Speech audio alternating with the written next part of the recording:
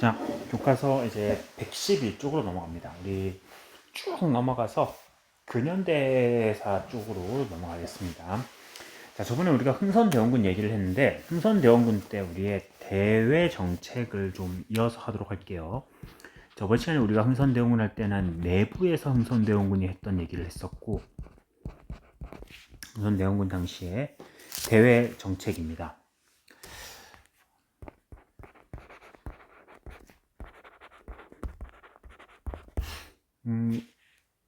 흥선대원군이 집권한 당시는 19세기죠. 이 19세기는 중국이 아편 전쟁으로 영국에 패배하면서 나라의 문을 열었어요. 개항을 했습니다. 개항. 그리고 일본은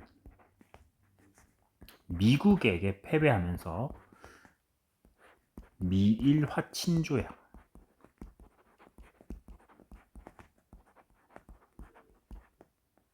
미일 소통상조약,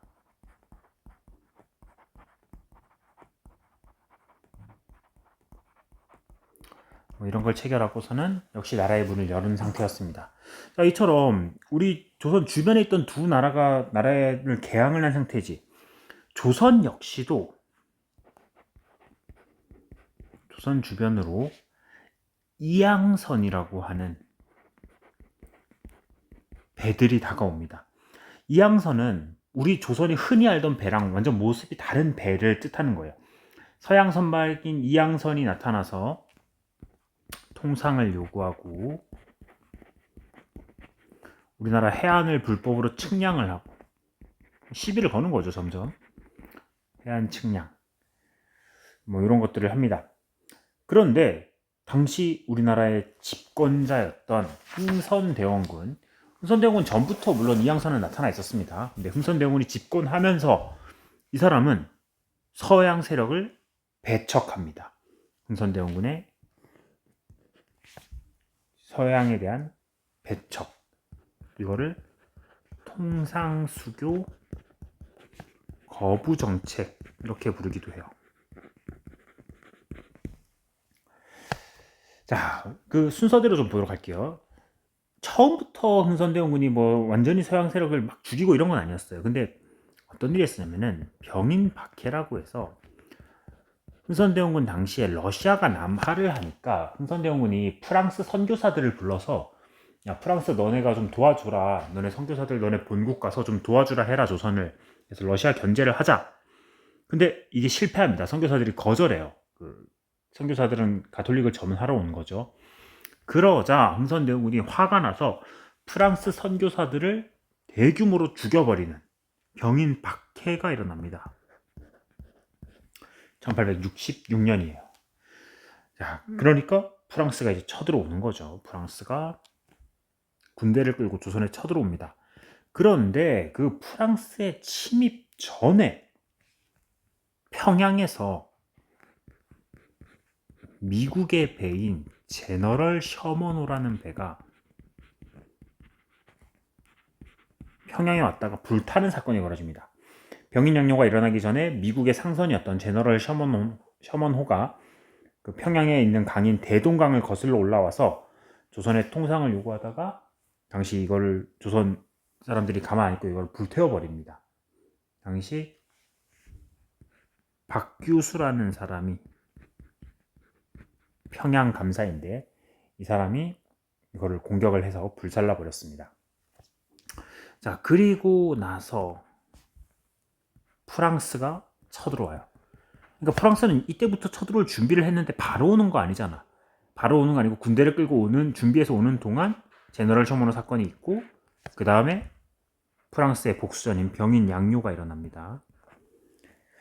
병인 양요는 이제 프랑스랑 싸웠고 주요 전투 지역은 강화도입니다.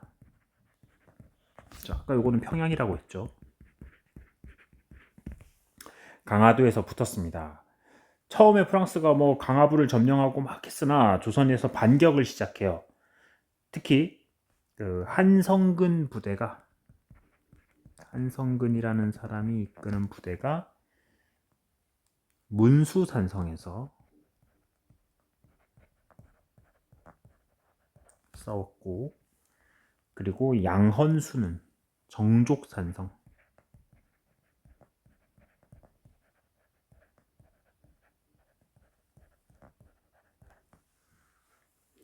이런 데서 싸워서 승리를 거두기도 했습니다. 근데 프랑스군은 이 강화도를 일단은 일부 점령을 했잖아. 그리고 얘네들이 철수를 합니다. 조선에서 저항이 거세니까. 근데 철수하는 과정에서 강화도에 외규장각이라는 곳이 있어. 그러니까 우리 병인양요 이럴 때는 강화도가 최전선이 돼버렸지. 프랑스가 배를 끌고 오는 해양 세력이었으니까. 하지만 전통적으로 우리가 싸웠던 뭐 몽골이라던가 병자호란이라던가 그 여진족이라던가 다 기마병이었고, 북방에서 내려와서 강화도는 피난 가는 최후의 보루였습니다. 항상. 그래서 조선 왕실에서는 왕궁에 있는 보물들을 갖다가 강화도의 외규장각이라는 곳에다가 이렇게 모아놨었거든. 설마 프랑스가 쳐들어올 거라고는 생각을 못했던 거죠. 계속 대륙 세력과 싸웠지 우리가 해양 세력이랑은 싸운 적이 별로 없잖아. 그래서 이 외규장각이 약탈당하게 돼요. 이때 강화도에 있던 우리의 그 왕실의 보물들이 조선 외규장각 의궤가 이때 약탈당해서 프랑스로 넘어가게 됩니다. 자, 그리고 나서 흥선대원군은 더더욱 그걸 강화를 해요. 그 통상수교 거부 정책을. 저것들하고는 내가 절대로 교역을 하지 않겠다 이러면서 나가죠. 그때 병인양요 이후에 병인양요가 1866년이거든. 역시 같은 병인년이죠. 흥선대원군이 여전히 외국과 교역을 하지 않고 있자 독일 사람이었던 오페르트라는 사람이, 독일 상인이거든. 근데 이 사람이 조선에게 통상을 요구했는데 조선이 계속 거부를 하자 이 오페르트가 도굴 사건을 벌여요. 누구의 묘를 도굴하느냐? 흥선대원군의 아버지 남현군의 묘를 도굴하려다가 실패하는 사건이 벌어집니다. 1868년에. 흥선대원군이 열이 받을 수밖에 없지. 자기 아버지 묘를 파헤치려고 했는데. 자, 그리고 흥선대원군은 저 서양놈들은 상종을 못한다 하면서 막 분노에 차 있었어. 그때 이 제너럴 셔먼호의 복수를 하러 누가 왔다? 미국이 쳐들어옵니다. 역시 강화도에서 싸웠어요. 강화도에서 미국하고 이번엔 붙었습니다. 초지진, 덕지진 이런 데 함락하고 미국이 뭐 엄청나게 공격을 해요. 특히 어제연이라는 장군이 항전을 합니다. 광성부에서. 어제연이 항전을 했으나 결국에는 패배하고 미국이 되게 강화도를 거의 점령을 했어요. 그런데 미국이 이 정도 했으면 조선이 알아서 항복할 줄 알았는데 흥선대원군이 결사항전을 준비를 합니다. 장기전을 준비하면서 계속 싸울 준비를 해. 그러자 미국은 그냥 이 정도 했으면 항복 안 하니까 장기전 가면 우리가 불리하다, 조선 전체랑 싸우기엔 좀 힘들다 싶어서 군대를 끌고 철수하게 됩니다. 미군은. 사실 병인양요는 우리가 싸워서 무찔렀지만 신미양요는 진 거죠. 조선이 엄밀히 따지면 그냥 미국이 스스로 물러난 거죠. 자, 하여튼 이렇게 신미양요가 끝나고 나서 흥선대원군은 서양 세력하고는 절대 교류할 수 없다는 자신의 뜻을 비석에 새겨가지고 전국 각지에 세우게 됩니다. 그거를 우리가 척화비라고 합니다. 사악한 세력들을 이렇게 배척하겠다, 그런 의미에서 척화비를 전국에 세웠습니다. 자, 됐습니다. 여기까지가 흥선대원군의 대외 정책이었습니다.